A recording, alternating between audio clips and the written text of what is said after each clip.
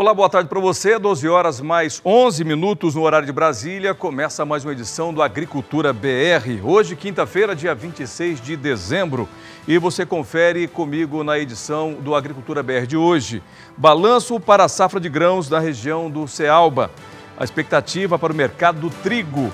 E ainda as notícias do mercado financeiro e também do mercado futuro. E tem muito mais para você a partir de agora, nesta edição especial do Agricultura BR. E a gente começa o programa destacando para você o mercado da soja.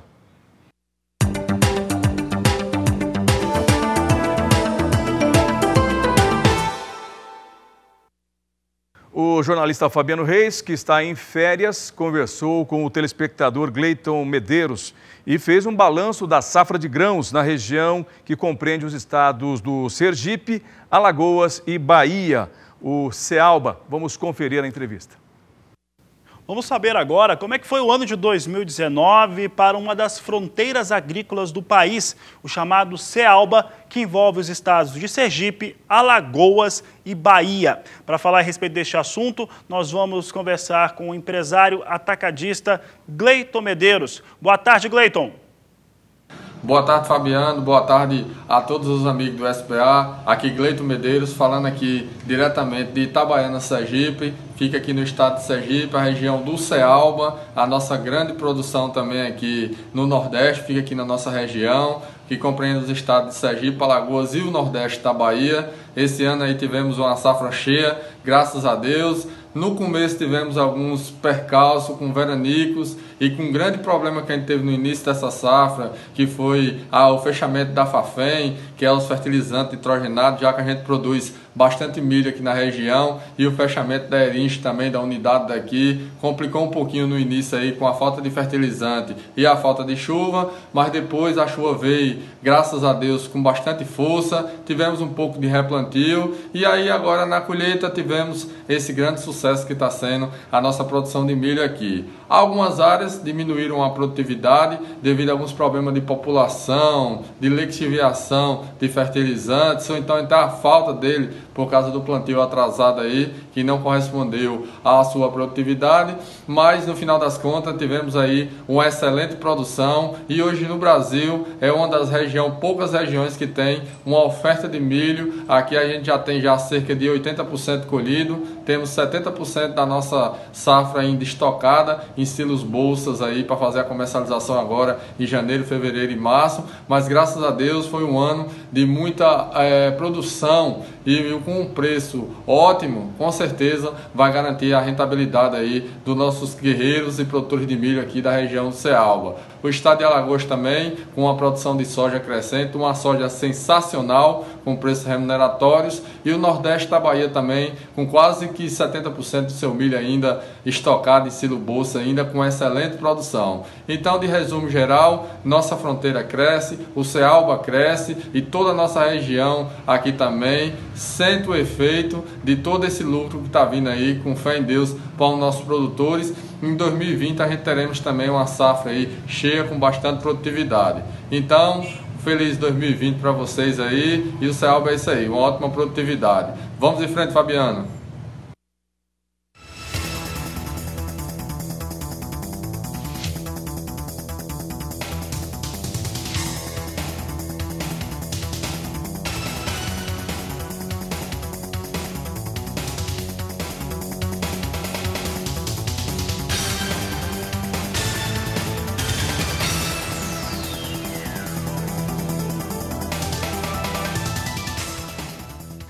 O assunto agora é o mercado financeiro. Nós vamos até a capital paulista para a BBM conversar ao vivo com o jornalista Walter Puga Júnior, que traz informações sobre a moeda norte-americana que operava em baixa na manhã desta quinta-feira. No entanto, a Bolsa opera em alta, rodando acima dos 116 mil pontos. O volume de negócios é limitado, tendo em vista as festas de fim de ano, mas investidores se mantêm atentos aos sinais de progresso com o possível acordo entre os Estados Unidos e a China. Walter Puga traz as informações. Olá, Puga. Boa tarde a você, boa tarde a todos. Olha, de fato, o índice Bovespa, que é o índice de referência da Bolsa Brasileira, operava em alta, mas não é Esse é o mais importante, é que há um novo recorde intradia. Para se ter uma ideia, agora a Bolsa opera aos 116.266 pontos. É a última pontuação que eu tenho aqui no painel, nós acompanhamos minuto a minuto, né? A alta é de 0,35%.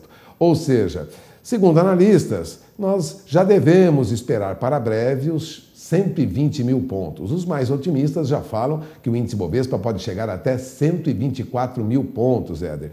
É um avanço significativo. Agora, é lógico, num período de festas é natural que o volume de negócios seja menor. Então, embora nós tenhamos, vamos dizer, uma negociação em movimento muito alta, né? As ações, os papéis estão em alta, o volume financeiro continua abaixo da média para o horário. Cerca de 620 milhões de reais está projetada para até o final do dia, no máximo 7 bilhões de reais, ou seja, a média diária é de 12 bilhões e 300 milhões.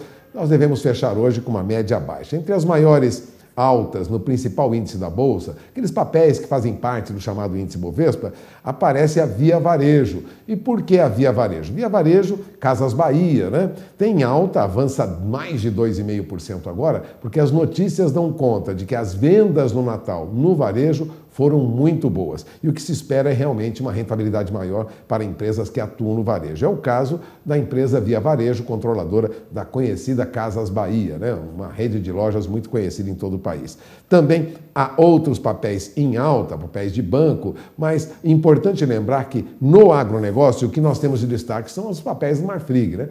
Marfrig sobe agora, olha, pelo menos 0,60%, 0,80%, em alguns momentos chega a subir um pouco mais, ou seja, temos aí uma perspectiva positiva. E por que o mercado continua animado com papéis, com empresas brasileiras? Porque, segundo analistas em geral, a falta de novidades num cenário de liquidez reduzida, lógico, as atenções se voltam para 2020 e os dados que apontam 2020 indicam terreno livre, positivo para o Brasil. Não há perspectivas ruins para 2020, em 2020, para países como o Brasil. Países emergentes como o Brasil tendem a avançar. Por isso, a perspectiva é boa. Há investidores interessados no mercado de ações do Brasil, notadamente quem opera no mercado interno. Os estrangeiros, como se sabe, terminam o ano retirando recursos do Brasil, mas devem voltar em 2020. É a expectativa dos analistas de mercado. Portanto, pontuação em alta, lógico em reais. Vale sempre lembrar que o índice Bovespa dolarizado ainda não está na sua melhor performance, vamos dizer assim, mas o índice Bovespa é um sinal de que a economia caminha bem. Não caminha como os nossos sonhos, mas caminha bem. Avança gradualmente e continua avançando. A perspectiva é boa. Enquanto isso, o que acontece com o dólar? O dólar opera agora abaixo de R$ 4,06, recua 0,58%, ou seja, quase 0,60% de baixa. Há alguma oscilação, sim. O dólar opera em queda antes deste final de ano, em meio aí a um cenário comercial mais otimista, né? E otimista porque esse acordo entre China e Estados Unidos, se espera, será anunciado já já.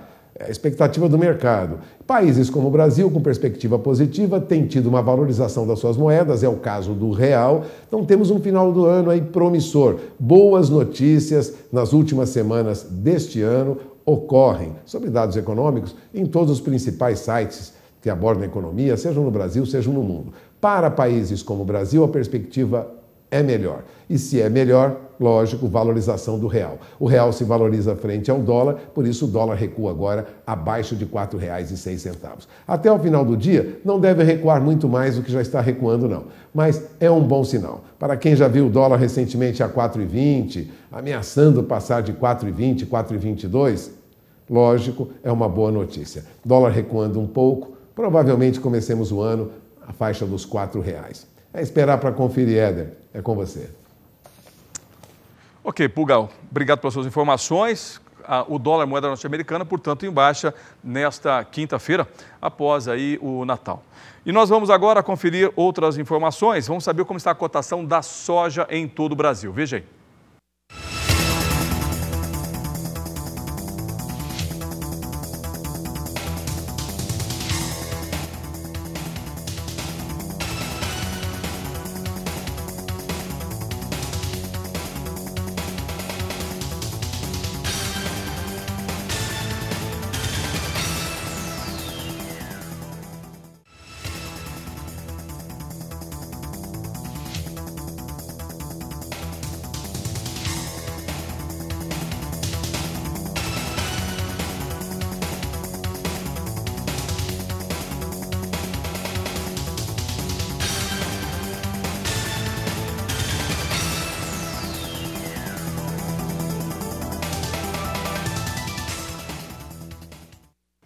Nós vamos agora direto para a redação do Canal do Boi conversar com o Douglas Ferreira, jornalista aqui do portal SBA1.com. Ele vai trazer para a gente as informações que estão no nosso portal. Vamos conversar com ele e saber dele quais são essas informações. Olá, Douglas, boa tarde para você. Uma quinta-feira bastante movimentada, né? A gente tem ainda na redação, porque o ano não terminou e as informações acontecem a todo momento e chegam para a nossa redação e a nossa equipe traduz isso através do portal SBA1.com. Quais são as informações que nós temos nesse momento no nosso portal, Douglas? Olá, bom dia Éder, Campos e a todos que acompanham a Agricultura BR de hoje. Olha só, o destaque do portal SBA1.com desta quinta-feira, pós-feriado de Natal, é que segundo informações do Ministério da Agricultura, Pecuária e Abastecimento, o MAPA, o Brasil é líder mundial na produção e na exportação de café. Somente no ano passado, produziu mais de 61 milhões de sacas de 60 quilos de café beneficiado. O produto brasileiro foi embarcado principalmente para a União Europeia, para os mercados da Alemanha, Itália, Bélgica, França e Espanha. O café brasileiro ele pode ser beneficiado num acordo entre o Mercosul e a União Europeia. O tratado ele prevê a isenção de tarifa para o café verde, exportado aos europeus, igualando ao que ocorre atualmente com os processados, o solúvel, extratos e café torrado, e assim resolvendo a questão da escala tarifária. Para mais detalhes sobre essa notícia, vocês podem conferir acessando o nosso portal, o sba1.com. Éder. 12 horas mais 25 minutos, no horário de Brasília, nós voltamos mais uma vez à capital paulista, lá na BBM, com o jornalista Walter Puga Júnior. E agora falar sobre projetos que foram apresentados como alternativa ao novo posto da CEAGESP, a Companhia de Entrepostos e Armazéns Gerais do Estado de São Paulo, tradicional mercado atacadista de hortifruti granjeiros. Puga traz para a gente as informações. De novo com você, Walter. Olha, Éder, o que nós temos é a perspectiva de 4 grupos concorrendo para apresentar, vamos dizer assim, alternativas ao atual CEAGESP. O que se sabe até agora é o seguinte: foi confirmado no final de outubro um plano do governo de São Paulo para fechar o CEAGESP em 5 anos. Ou seja, o governo do estado não quer mais o CEAGESP dentro de São Paulo, fica aqui no bairro da Lapa, né? Porque há uma movimentação muito grande naquela região. Não só problemas de logística, dificuldade para operar já há muitos anos. Tudo isso levou o governo de São Paulo a pensar na transferência rapidamente desse centro de distribuição de alimentos, que aliás é um dos maiores do mundo, né, para outra região, para fora de São Paulo, para aquela região do Rodoanel, onde há mais espaço e acesso mais fácil aos caminhões. Bom, o que o governador quer fazer onde é hoje o CEAGESP? Ele quer fazer um centro, vamos dizer, de inovação e tecnologia. Mas o que vai ser feito com aquele terreno fica para depois. Importante é que já há 4 grupos interessados em apresentar alternativa, porque o governo do estado de São Paulo também quer participação 100% da iniciativa privada, ou seja, deve sair das mãos dos governos, tanto federal como estadual, essa operação de transferência e a operação do novo entreposto de São Paulo. Bom, nós temos 4 empresas, uma delas é a Benassi, junto com a Serbon Armazéns Gerais. Bom, o que ocorre é que é o seguinte: o empresário Sérgio Benassi, que é sócio do Grupo Benassi, fundado há 60 anos e que tem um projeto de construção do novo entreposto em parceria com a Serbon, prevê a utilização de uma área no quilômetro 28 da rodovia dos Bandeirantes em São Paulo. Ele diz que tem condição de concluir o empreendimento até 2023. Ele depende apenas de uma liberação de acesso rodoviário, que é proibido na pista naquela região, e a aprovação de um estudo de impacto ambiental. Segundo ele, os investimentos já estão estruturados, ou seja, haverá recursos. Tudo isso vai exigir aí entre 1,5 bilhão até 2 bilhões e 300 milhões de reais. Mas há um outro projeto que está na fila também para lançar seu centro, vamos dizer, atacadista de abastecimento alimentar. Mas essa proposta fica em Santana do Parnaíba, no quilômetro 9, do Rodoanel Mário Covas, aí acesso pelo Rodoanel. É uma outra área, foi idealizada por um grupo que é liderado pelo Sindicato do Comércio Atacadista de Gêneros Alimentícios do Estado de São Paulo, que já estuda uma alternativa ao atual CEAGESP e à zona cerealista há mais de 18 anos. Esse grupo é muito forte, já estudava há muito tempo essa possibilidade de mudança, afinal de contas os problemas que o CEAGESP causa em São Paulo não são novos, são antigos, e a perspectiva é de que pode ser que esse grupo, liderado pelo Sindicato do Comércio Atacadista de Gêneros Alimentícios, realmente ganhe, vamos dizer assim, a concorrência, né? A sua proposta avance um pouco mais. O que vai ocorrer? Bom, nós temos ainda alternativas de um grupo chamado Benvenuto Engenharia e outro da Companhia Paulista de Desenvolvimento. Eles estruturaram um projeto de até 312 mil metros quadrados, com pavilhões de frutas, de hortaliças. Bom, resumindo, há grupos interessados nessa mudança e isso deverá ocorrer logo. CEAGESP vai sair de São Paulo, 4 grupos já têm mobilização nesse sentido, e é bom que o produtor, que trabalha bem longe da capital, mas tem boa parte dos seus produtos comercializados aqui, já se acostume com a ideia. O CEAGESP vai mudar, o governo federal já aceitou a proposta, isso não é um trabalho apenas do governo de São Paulo, é um trabalho também da Prefeitura de São Paulo, que já começou lá atrás. Portanto, há quase 2 décadas se espera a mudança do CEAGESP daquela região da Lapa.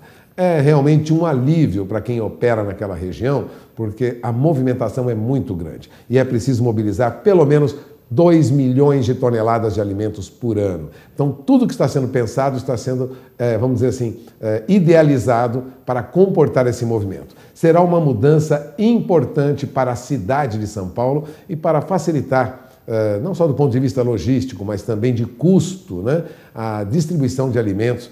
Nessa região de São Paulo, nós falamos de quase 18 milhões de habitantes, né? Só a cidade de São Paulo tem mais de 12 milhões de habitantes, portanto, é um centro consumidor muito grande e a logística já ficou, vamos dizer assim, prejudicada e muito cara na situação atual. De olho na informação, porque isso vai mudar e vai mudar em pelo menos 6 meses. Os projetos já estão em discussão. É com você. A produção de trigo no Brasil foi estimada em 5,2 milhões de toneladas em 2019 pela Companhia Nacional de Abastecimento, a CONAB. O volume representa uma estabilidade frente ao relatório divulgado no mês de novembro. As expectativas da indústria para 2020 são de mais pesquisas e investimentos no setor.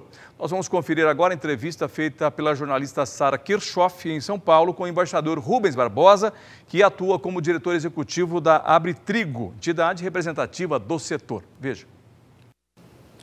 Embaixador Rubens Barbosa, presidente executivo da Abritrigo, que prazer te receber aqui. Muito obrigada pela sua vinda. Obrigado pelo convite. E hoje então vamos falar do mercado do trigo 2019 terminando. Como é que foi esse ano para essa cultura? Olha, do ponto de vista da indústria, né, a Abritrigo é a associação que representa a indústria. O ano foi normal, não houve nenhuma grande oscilação, mas em virtude do aumento do preço, houve uma queda da rentabilidade das empresas. Mas em termos de mercado, não houve problema maior e com a recuperação da economia, a partir do ano que vem, a gente espera que o mercado melhore. Há poucos dias também a FC Stone, a NTL FC Stone, lançou algumas projeções aí falando que no caso do trigo, a produção de trigo da Austrália, que é um importante produtor mundial, deve vir abaixo das estimativas que o governo vinha apresentando. Globalmente, qual que é o impacto disso? Olha, eu acho que não há um impacto muito grande, porque a Rússia, que é um grande produtor, também teve uma queda, deve aumentar esse ano. A Argentina vai manter a estabilidade na produção, os Estados Unidos estão com uma colheita razoável, então não há uma preocupação maior, porque os estoques estão muito elevados. Uhum. Então, o estoque global de trigo garante a continuidade do suprimento. Nós não temos nenhuma preocupação com a situação do mercado global. Como que a indústria vem percebendo a questão do trigo brasileiro e a qualidade, né? A gente sabe que aqui em São Paulo, embora não seja o maior produtor nacional, né, a maior produção está no sul, mas a gente sabe que existe um trabalho muito forte para unificar, para fazer menos variedades de trigo, né, e com isso aumentar a qualidade do produto. Como que a indústria vem percebendo isso? Olha, a questão da qualidade é uma preocupação nossa, né? Tanto com o trigo importado quanto com o trigo produzido aqui no Brasil. E nós mesmos, a Abitrigo, propôs ao governo uma política nacional do trigo, para dar mais previsibilidade, inclusive na questão da segurança alimentar. Quer dizer, como você sabe, o Brasil importa mais de 50% do trigo que é consumido aqui no Brasil. A nossa proposta é que haja uma política nacional, pela primeira vez, nunca houve isso, que garanta um gradual aumento da produção de trigo e, sobretudo, que haja uma variedade maior de sementes e de trigo plantado. Quer dizer, aqui em São Paulo, no Mato Grosso, está se dando prioridade ao plantio do trigo, mas ainda a produção é muito baixa, tanto no estado quanto no outro. Quer dizer, a grande parte da produção de trigo é feita no Rio Grande do Sul e no Paraná. Hoje, me corrija se eu estiver errado, o Brasil produz 5 milhões de toneladas e a demanda nacional é por 12 milhões, ou seja, mais que o dobro. A estimativa da produção nesse ano, 18, 19, é de 5.200, 5.400 milhões de toneladas. E o nosso consumo interno, o ano passado, os anos anteriores, é ao redor de 12.200. É isso que vai acontecer esse ano novamente. Eu ia te perguntar isso, as expectativas aí para 2020, como é que estão? Deve ficar muito parecido, então? O consumo de trigo para a produção de farinha tem se mantido estável, com pequenas variações, né, nos últimos anos. E nós estimamos que vai continuar da mesma maneira. Quer dizer, a produção interna vai ser metade, o consumo vai continuar estável e nós vamos ter que importar, sobretudo da Argentina, uma boa parte do trigo que é consumido aqui no Brasil. O senhor falou em importação, então, esse ano, lembrando, né, teve uma notícia que já era esperada há bastante tempo, né, um acordo, um compromisso assumido na OMC, que o Brasil implementou uma cota de importação de 750 mil toneladas de trigo sem tarifa por ano. Qual foi o impacto disso para a indústria, se houve, e o que vocês esperam ainda disso aqui para frente? Olha, o governo, no dia 4 de outubro, tomou essa decisão de permitir a importação de 750 mil toneladas sem tarifa externa comum, sem os 10% que existem no Mercosul. Houve uma preocupação de não prejudicar a produção interna e a regulamentação que já foi expedida pretende que as compras sejam feitas depois da entre-safra, né?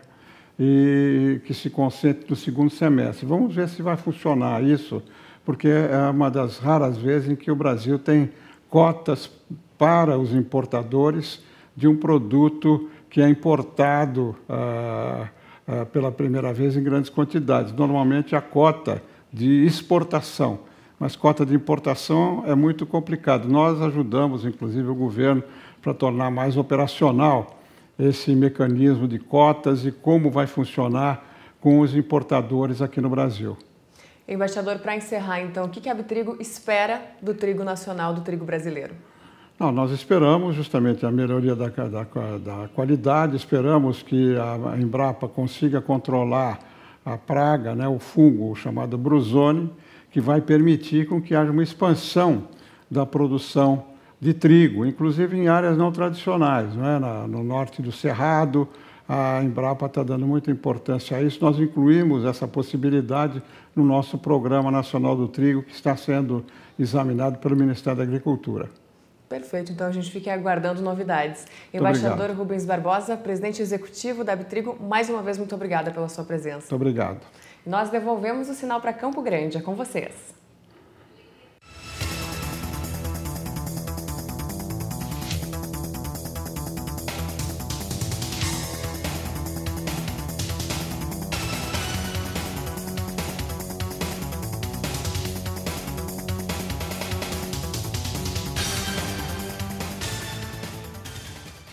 Faltando 15 minutos para as 13 horas, nós vamos agora acompanhar um bate-papo que o Fabiano Reis teve recente aqui nos estúdios do Agricultura BR com o superintendente do Banco do Brasil em Mato Grosso do Sul, Sandro Grando, e com os produtores rurais Geraldo Paiva e o Arão Moraes para debater, entre outros assuntos, crédito rural, mercado de carnes, peste suína africana e custos da cadeia produtiva e ainda perspectivas para 2020. Acompanhe a entrevista.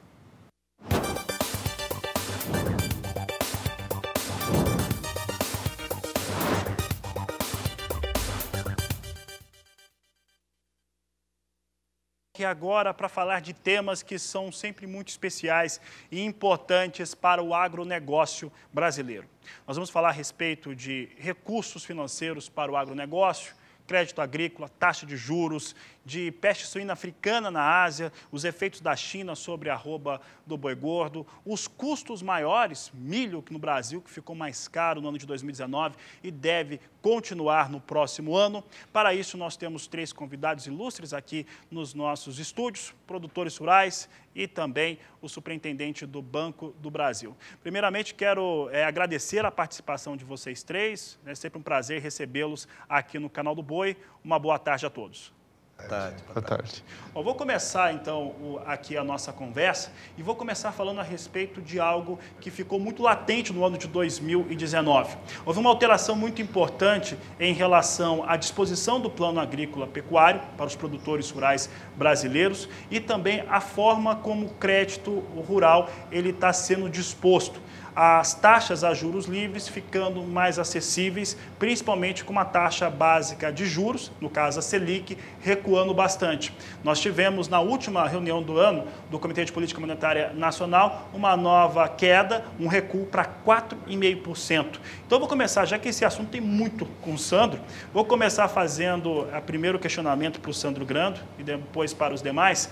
Sandro, esse ano teve essas mudanças mesmo.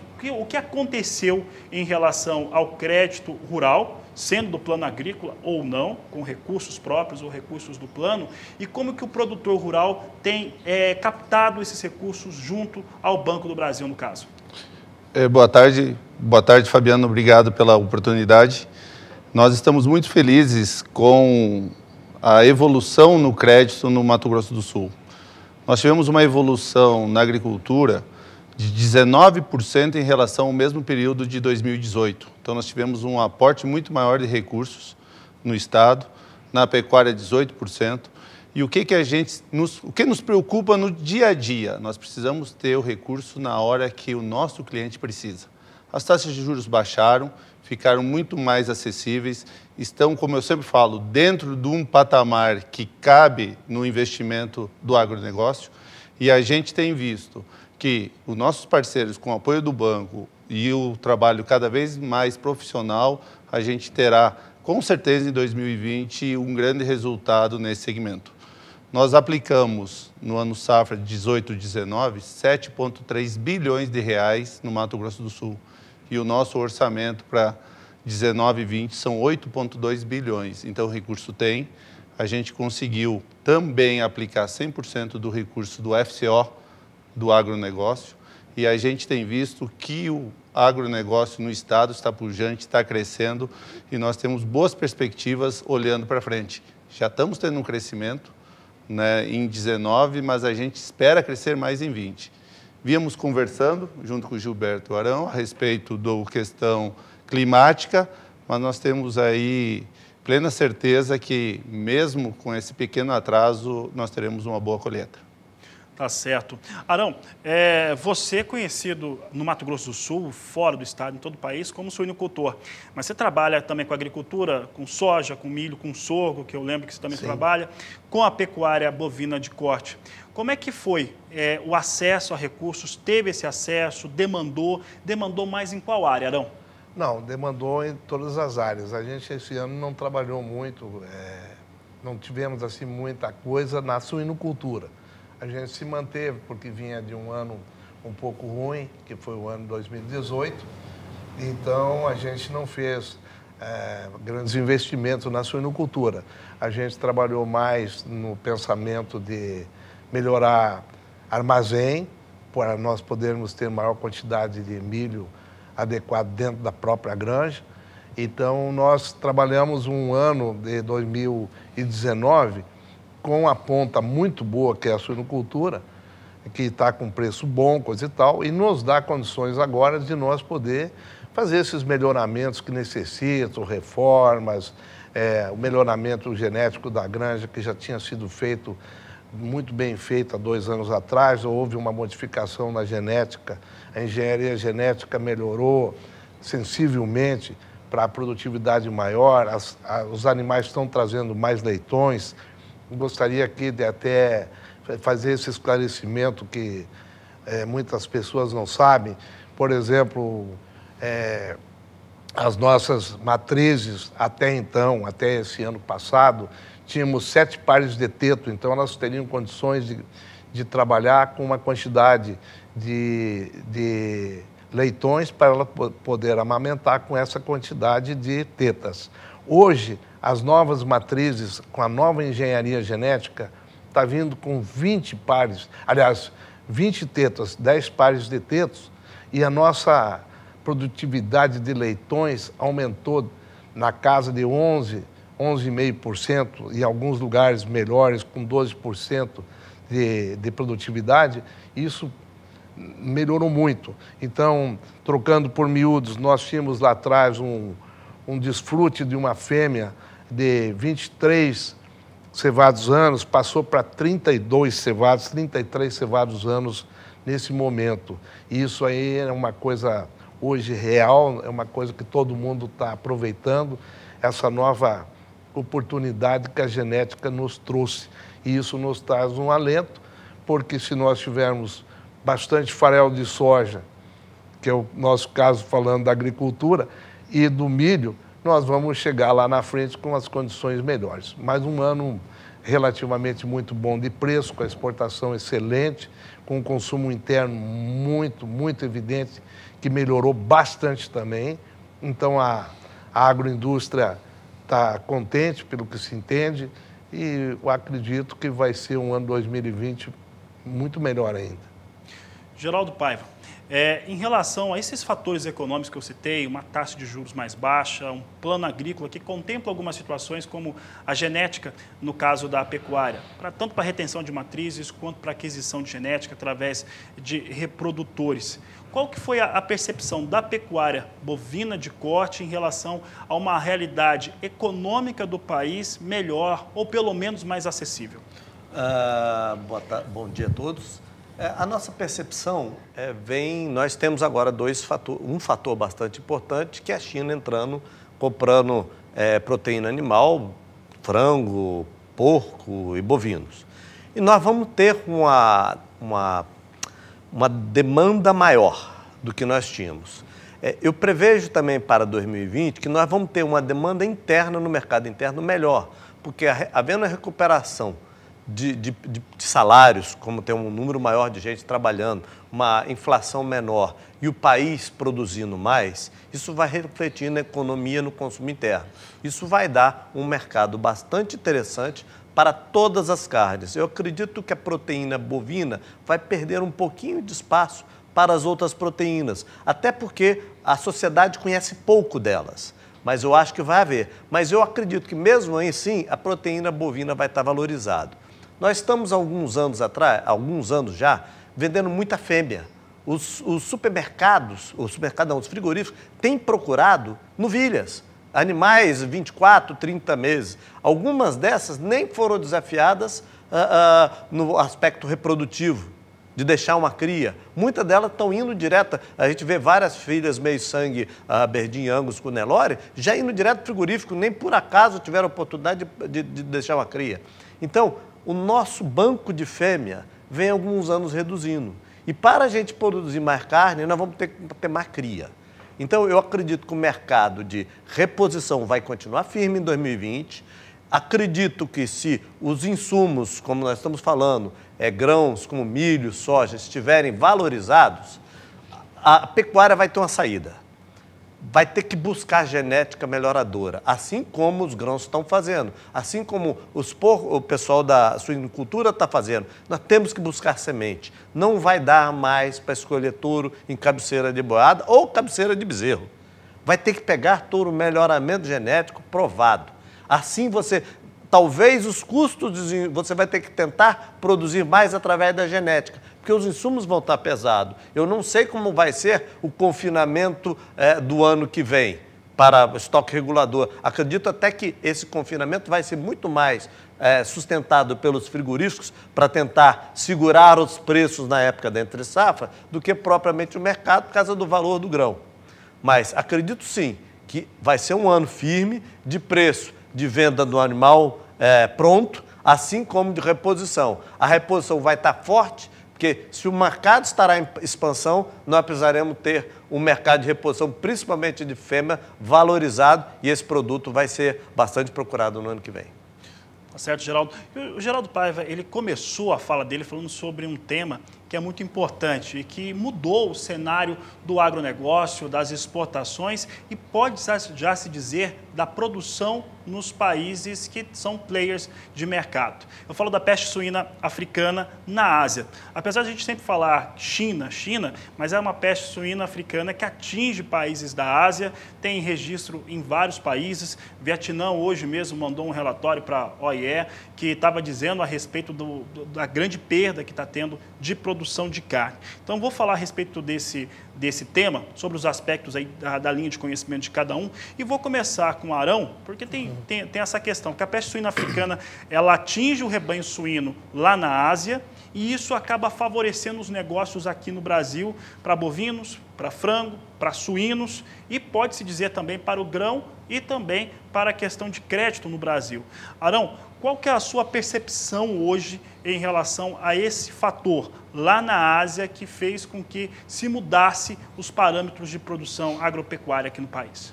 Veja bem, esse acontecimento veio numa hora em que a engenharia genética da suinocultura, principalmente dos países mais adiantados, como a Holanda e os Estados Unidos, nos trouxe as condições melhores de trabalho, como eu expliquei anteriormente. Então, acontece o seguinte, com essa demanda da China, você vê, a China gasta um consumo de aproximadamente 50 milhões de toneladas ao ano. Então, acontece o seguinte, cai essa produtividade, ela tem que buscar fora. Nós, no Brasil, nós não devemos chegar esse ano, 2019, a 4 milhões de toneladas. Provavelmente vai ficar, ainda não está definido, mas provavelmente vai ficar aí entre 3 milhões e 800, 4 milhões. Se passar, não vai passar muita coisa de toneladas de carnes suínas produzida. E dessa parte, nós só estávamos anteriormente, até o ano passado, vendendo 580 mil, 600 mil toneladas. E agora nós vamos chegar ali a 900 ou passar até de 1 milhão de toneladas. Isso vai nos trazer condições do aproveitamento do que os grãos que nós temos na região, principalmente na nossa questão Mato Grosso do Sul. Milho, farelo de soja, a disponibilidade. A engenharia genética, como nós falamos, ela melhorou em muito, ela tem um ganho de produtividade muito superior. Hoje, as condições na região de sanidade são excelentes, que essa é uma parte muito boa. O próprio governo do estado fechou conosco agora, e essa semana ainda tivemos uma reunião na FamaSul, um incentivo fiscal que já vem ao longo de muitos anos.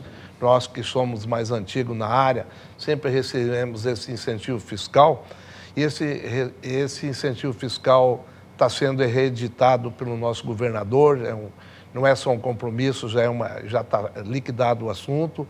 Isso vai favorecer, inclusive, quem sabe, até uma nova agroindústria aqui no estado. Mas eu acho que nesses próximos 2, 3 anos, nós devemos manter um nível alto de produtividade e de preço. Principalmente, esse é o nosso caso. Problema de preço, para nós não aviltar o preço do suíno, para nós poder ter rentabilidade, para nós continuar a nossa caminhada, né? Tá certo. Geraldo, vamos falar agora, continuando falando desse tema, nós vimos aqui o Arão falando a respeito dos suínos. O frango, o suíno, ele tem ciclos que são mais rápidos, evidentemente. Né? A carne bovina também está aproveitando e muito desse cenário que ocorre na Ásia com a peste suína africana, esse novo contexto. E aí tem um desafio aqui no Brasil. Esse desafio é de uma taxa de conversão melhor, de você ter resultados mais rápidos, fazer com que esses animais sejam abatidos mais rapidamente. Como fazer isso aqui no Brasil, no cenário atual? Olha, eu vejo, como eu comentei, eu não vejo a saída para a pecuária ser uma genética melhoradora mais avançada. A pecuária tem tomado providência, sim, nós temos tido um desfrute maior e temos produzido uma carne, em média, superior. Prova disso é a quantidade de sêmen de raças europeias que estão sendo feitas para fazer cruzamento industrial. O cruzamento industrial nada é mais do que uma busca de uma carne de melhor qualidade e menor tempo. Agora, nós temos muita tecnologia para ser usada. Existem esses programas de melhoramento genético de raça Nelore e de outras raças taurinas que estão fazendo um diferencial. Na hora que o produtor for comprar a semente dele, que é o touro, o sêmen, ele tem que ir para um touro de melhor qualidade, assim como o agricultor e o pessoal do suíno e do frango estão fazendo. Eles fizeram o dever de casa dele há muito tempo. Nós temos que seguir atrás disso. De novo, tem que trabalhar com genética avaliada, provada e buscar isso. Existem vários centros de pesquisas no Brasil para diversas raças fazendo trabalhos maravilhosos. Hoje tem, há pouco tempo tem, o trabalho de pesquisa de conversão, eficiência alimentar. Você vai ter um animal que come menos, ou seja, vai caber mais animais na sua propriedade, produzindo mais carne.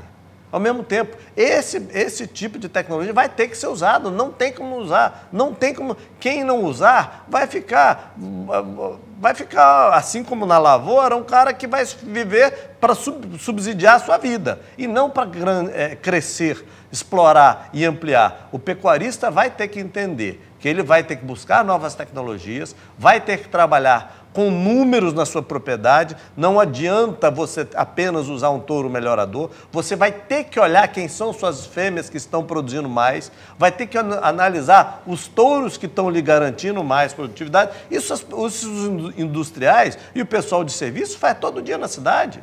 O fazendeiro vai ter que tratar o seu negócio. Primeiro, o fazendeiro tem uma máquina de conversão de capim em um produto que vai ser vendido. Ele vai ter que melhorar essa máquina, assim como a gente melhora o computador, melhora o celular a cada ano. Nós vamos ter que buscar essa máquina aprimorada. Se nós não fizermos isso, nós não vamos entregar produtos em menos tempo e com mais qualidade. Então, o produtor agora a alta de insumos vai ser a saída dele, trabalhar com genética melhoradora, para ele agregar valor ao seu produto e, efetivamente, ter um ciclo de giro menor. Nunca vamos atingir o que consegue no suíno e nunca vamos atingir o que consegue no frango. Mas o pecuarista hoje vai ter que buscar abater seus animais com menos de 2 anos para produzir uma carne de qualidade, até para poder atender. Não adianta vir a Ásia vir comprar da gente e a gente está produzindo uma carne de baixa qualidade. Eu vejo muitas pessoas falando assim, puxa, mas o Uruguai tem a competência de ter valor agregado e atender a Europa. Nós só estamos reclamando, nós temos que fazer a nossa parte. Agora, tem gente fazendo um trabalho muito sério, fazendo um trabalho, não só centros de pesquisa, mas agropecuárias, fazendo um trabalho maravilhoso aí e levando o Brasil para números muito superiores, inclusive o que se encontra nos Estados Unidos e na Europa. Tá certo, Geraldo. Sandro, essa realidade que foi descrita pelo Arão e também pelo Geraldo, ele faz com que, e esse é um assunto de discussão entre profissionais de comunicação do agronegócio, de que o Brasil mudou. E isso deve fazer com que você tenha uma alteração também na tomada de recursos. Nós temos uma realidade de que você tem a agricultura familiar e a agricultura brasileira utilizando historicamente os recursos do Plano Safra, do banco, os financiamentos que são possíveis para investirem nos seus negócios. A pecuária brasileira, principalmente a bovina de corte, não tem muito dessa tradição. Algo que nós estamos enxergando, depois vocês podem até opinar, se vocês acreditam nisso também, que começa a mudar já em 2019, mas em 2020 a gente vai enxergar isso com uma clareza maior. O sistema financeiro, as linhas hoje, elas estão preparadas para um pecuarista que começa a fazer tomada de crédito robusta em relação a fazer aquisição de algumas situações para ter um resultado melhor, como foi citado pelos os outros participantes? Fabiano, temos sim. Com certeza o banco já está preparado para atender essa demanda da pecuária como um todo, né? E aqui no MS a gente tem uma situação muito diferenciada, que é o nosso FCO, né? Com prazos e taxas excelentes. Mas eu queria antes parabenizar o Geraldo e o Arão, porque eles estão falando muito em genética, muito em profissionalismo. E a gente tem visto dentro do mercado financeiro que o nosso agronegócio precisa cada dia se profissionalizar. A gente tem que ser referência a nível mundial. Quando a gente entra numa questão de abertura de mercados, nós temos que estar preparados para atender esses mercados. E nós, na área do crédito, também nos preparamos para isso, né? Quantas vezes eles devem ter sofrido, num passado, da burocracia bancária, né? Hoje, está muito mais acessível, nós temos linhas de crédito, inclusive com renovações automáticas, a gente está conseguindo dar uma resposta rápida, a gente tem visto muito a questão do crescimento do nosso cliente, principalmente o crescimento que investe corretamente na parte de genética, na parte de tecnologia, pensando no resultado que pode alcançar. O importante é saber que vai investir agora para ter um resultado maior. E nós estamos muito preparados para dar a resposta e o atendimento na hora certa. Nós entendemos que tem que ser uma grande parceria, né? As taxas de juros baixaram e o que vai diferenciar a nossa atuação é a proximidade e principalmente o resultado no curto prazo. Linhas de crédito nós temos para atender qualquer demanda. A demanda da máquina, a demanda da retenção de matrizes, do melhoramento de pasto, do melhoramento genético, nós conseguimos atender qualquer demanda. A gente sempre gosta de frisar o seguinte: o banco quer ser o grande parceiro, mas o grande parceiro dos bons investimentos, né? Porque nós temos a responsabilidade na aplicação dos recursos, e eu friso muito quando se fala de FCO, nós precisamos aplicar bem o FCO, que tenha retorno e que ano que vem a gente tenha FCO de novo, e isso tem sido um norte dentro do Banco do Brasil aqui no MS. Uma boa aplicação, uma aplicação rápida, na hora correta e principalmente que o nosso cliente, o nosso agropecuarista, possa trabalhar dentro da sua propriedade todo o seu necessário, não se preocupando com o recurso que esse já está alocado.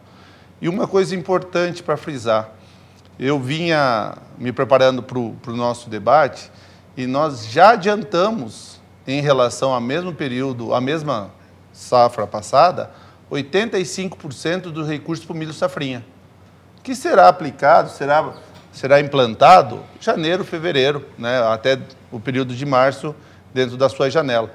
Mas o agricultor já está com o recurso dentro da sua propriedade, comprou bem, fez uma boa aquisição para fazer o plantio na hora mais adequada. E nós queremos superar também no milho safrinha o mesmo investimento do ano passado. Então, o banco tem a preocupação da aplicação correta do recurso, na hora certa, numa parceria com os nossos clientes, e entendemos que não tem outro caminho a não ser a busca pelo melhoramento, pela genética, pelo melhoramento do grão, porque nós temos que, na mesma área ou em áreas de pouco crescimento, aumentar muito a receita, né? E nós temos todas as linhas necessárias que o nosso cliente precisar para fazer esse melhoramento da sua atividade. De volta às 13h13, no horário de Brasília, nós vamos agora continuar acompanhando a entrevista feita pelo Fabiano Reis com os produtores rurais Arão e também o Geraldo Paiva, e ainda com o superintendente do Banco do Brasil.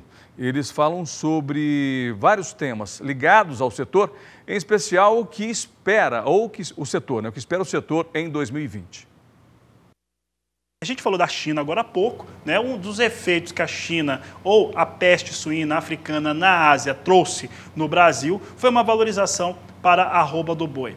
Aqui nós acompanhamos os preços todo dia, fazemos aqui estudos que mostram o comparativo de 10, 15 dias, 30 dias, aonde está subindo, a praça que está subindo, né, o que aconteceu. Em novembro nós tivemos uma percepção de que a arroba do boi subiu no país inteiro.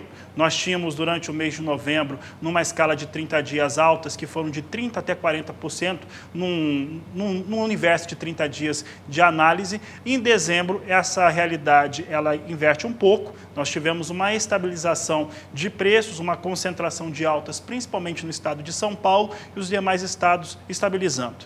Independente da situação de preço, de arroba, de boi, eu quero saber de vocês, vou começar perguntando agora para o Geraldo Paiva, o que aconteceu com a arroba do boi? Essa arroba do boi gordo, que tem valores históricos, mesmo quando nós fazemos um processo de deflação nos preços, para saber realmente como é que eram os valores anteriormente, em anos passados, é uma recuperação para a arroba do boi, é uma nova realidade, e o mercado brasileiro, tanto interno quanto externo, ele teve uma alternância significativa que veio para ficar, Geraldo? Eu acredito que sim. Para mim, toda alta, como aconteceu em novembro da arroba do boi, eu não considero que ela é uma alta construtiva. Uma alta de produto é aquela que ela vai subindo toda vez um pouquinho e consolida. A alta que houve na arroba do boi, praticamente em 3 semanas, nós tivemos aumento de 20%, 30%. Eu acho, particularmente, em qualquer negócio que você tem uma alta de um dia para o outro dessa, eu não sei se ela é consistente, ela fica. Agora, a alta que aconteceu na arroba do boi foi, primeiro, nós tivemos a pior seca dos últimos anos. Eu vejo comentários externos que tiveram incêndio, ninguém avaliou principalmente a causa dos incêndios. Nós tivemos uma seca monstruosa. Na nossa propriedade aqui em Aquidauana, praticamente todos os tanques que tinham secaram. Muitos anos eu não tinha visto isso. O Pantanal ficou queimando até 15 dias atrás. O que aconteceu? O produtor começou a se qualificar e começou a entender que ele tem que ter comida para os seus animais. E largou a comida. E entrou uma seca que ele tinha bucha, tinha palha, tinha comida. Só que isso é pólvora para qualquer fogo que entre. Então, primeiro, nós tínhamos... Acabou o alimento dos animais, os animais que tinham para ficar pronto não existiam. Com a seca, os frigoríficos que tinham estoques reguladores de seus confinamentos começaram a botar esse produto no mercado, tentando segurar o preço. E uma hora, acabou o boi do pasto e acabou o boi do estoque regulador do confinamento. O que aconteceu? Os frigoríficos desesperaram e saíram comprando a qualquer preço. Houve uma alta exagerada. Não digo exagerada, talvez essas pessoas, alguns produtores rurais possam falar que mas houve uma alta muito em pequeno, curto espaço. E agora se acomodou-se. Eu vejo que essa alta veio para ficar, porque a China vai continuar comprando, os nossos pastos vão melhorar, está chovendo no Brasil inteiro, agora tende a 60, 90 dias, começar a ter boi pronto para o abate, mas nós vamos ter também o consumidor interno comprando. Qual que é a dose que vai sustentar o preço da arroba do boi? É muito difícil acertar, mas o que eu posso garantir que a China, a intenção deles, nós falamos que a nossa exportação corresponde a 20% do nosso produto e queria a exportação para 40%. Se este número chegar a 40%, porque ainda não chegou, ele vai ser bastante significativo. E o produtor vai ter que produzir mais boi, mesmo com a recuperação da pastagem. Mas, principalmente, se o mercado interno começar a comprar, se o nosso país está saindo de um buraco. Se ele sair do buraco, o consumidor compra. O consumidor reflete em toda a cadeia. O boi vai subir, o suíno vai subir, o frango vai subir. A proteína animal, de forma geral, vai subir. E eu posso garantir que, junto com isso, vem a soja, vem o milho. É uma cadeia. Isso tudo está relacionado. O estoque regulador do frigorífico, que faz para sustentar, se ele não tiver grão, ele não se sustenta. Ele precisa de grão. Então, hoje, eu acho que o reflexo da China não é na carne bovina. É efetivamente na proteína animal vendida pelo Brasil, com grandes reflexos na parte de grãos que vão ser muito fortes aqui. Já estão falando em alternativas para soja, para casquinha de soja, já estão falando em alternativa para o milho, o pessoal está pensando em sorgo. Isso mostra que alguma hora a semente do sorgo vai subir. Alguma hora quem usa caroço de algodão vai subir. Isso tem um reflexo, que é uma distribuição dessa riqueza em toda a área rural. Arão Moraes, mesmo questionamento a respeito da arroba do boi e aí, no caso, puxando também o preço de outras carnes, do frango e também do suíno. Como é que você vê essa realidade hoje no país? Veja bem, o que nós falamos antes, que o ano passado foi um ano mais de expectativa e de segurar os investimentos na suinocultura, hoje as grandes indústrias já estão se agilizando, fazendo mais, já fazendo o pensamento futuro de aumento de produção dos seus plantéis. Eu acredito que o que veio, ao contrário do que aconteceu com o boi, como disse o Geraldo, no caso da suinocultura, ele veio crescendo de grão a grão o preço. Nós chegamos em final de 2017 em um preço, tivemos queda, melhorou no final do ano 17, no 18 começou a subir em janeiro, final da segunda quinzena de janeiro, e veio mantendo uma alta significativa, mas não assim exagerada, uma alta de centavos e centavos e centavos. Falar para vocês aqui para entender, nós teríamos no mercado spot, que não o mercado da agroindústria, que é o mercado chamado mercado spot, que vai para Gancho, os grandes supermercados de São Paulo e de Goiânia, enfim, outros lugares, em que nós trabalhávamos aqui com o suíno vivo na faixa, o ano passado, nesse período, de R$ 3,50, R$ 3,60 o quilo vivo, isso na granja. Hoje, esse preço é R$ 5,50, com o mercado muito forte, muito comprador. A agroindústria trabalha com animais mais pesados, são animais mais para fazer a industrialização da carne. Então, eles sempre pagam um número um pouco mais baixo. Mas, assim mesmo, a cooperativa Aurora, que seria o caso meu particular, que trabalho com a Aurora, o ano passado nós teríamos, nessa época, R$ 3,10, R$ 3,20, mais a tipificação de carcaça. Hoje, está R$ 4,30 com a tipificação de carcaça, que chega a quase R$ 5,00. Então, isso nos dá um ênfase muito bom.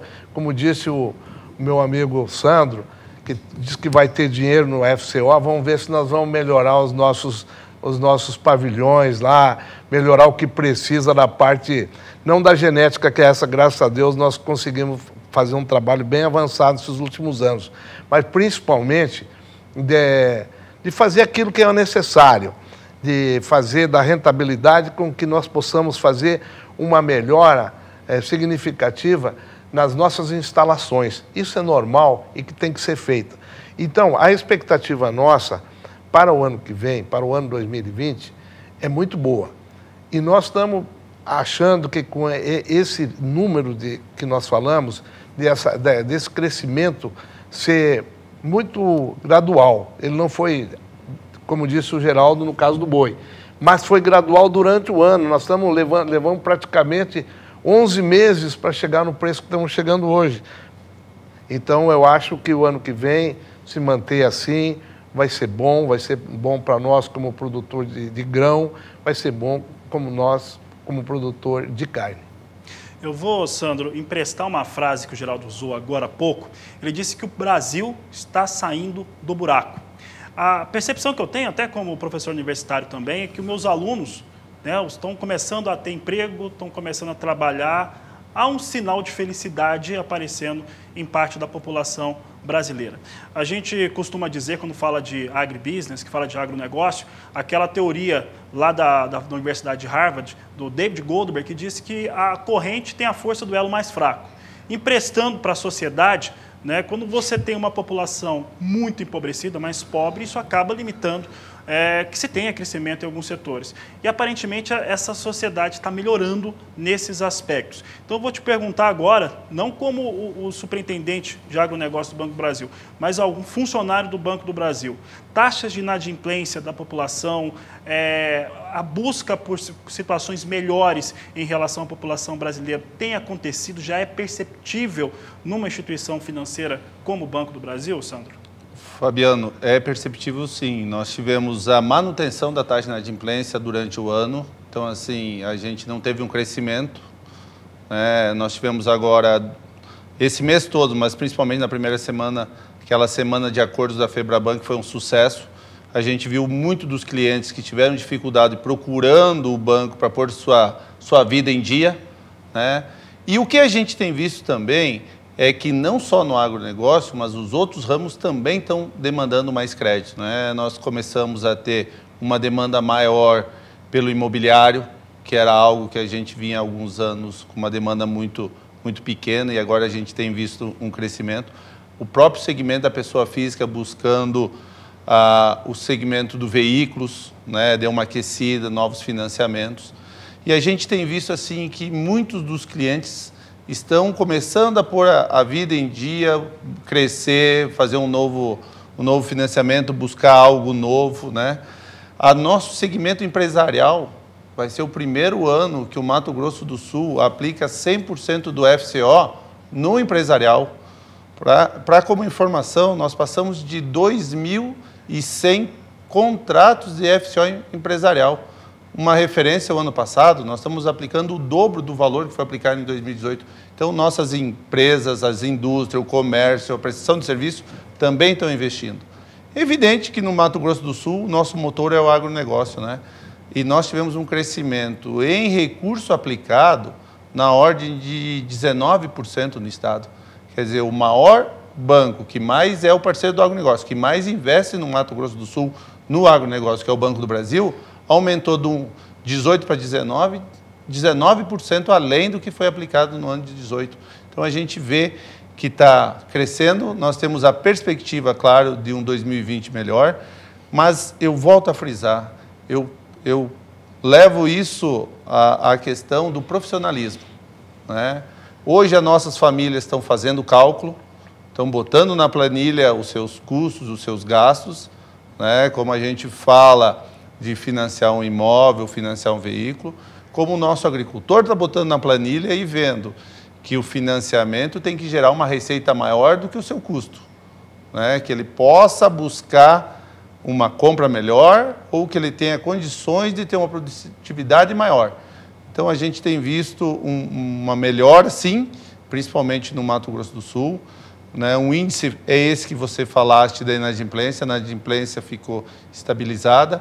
Nós tivemos pouquíssimos casos que nos preocuparam durante o ano, né? Onde a gente também tem visto que esses casos foi buscado uma alternativa. O banco realmente quer que o nosso cliente se mantenha na atividade e possa, por isso que a gente busca sempre todas as alternativas possíveis, mas principalmente a gente tem visto aí uma aptidão ao crédito e ao crédito para gerar novas receitas bem maior.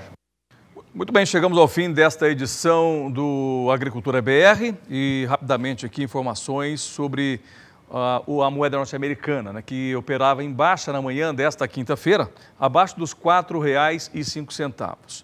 Já a Bolsa operou acima dos 116 mil pontos. São 13 horas mais 31 minutos. Amanhã nós voltamos com mais uma edição do Agricultura BR, mas eu lembro a você que você pode acompanhar outras informações também no nosso site, no nosso portal www.sba1.com ou logo mais na terceira edição do Agricultura BR e também no programa Mais Pecuária com o Jorge Zaidan. Abraço para você, até amanhã.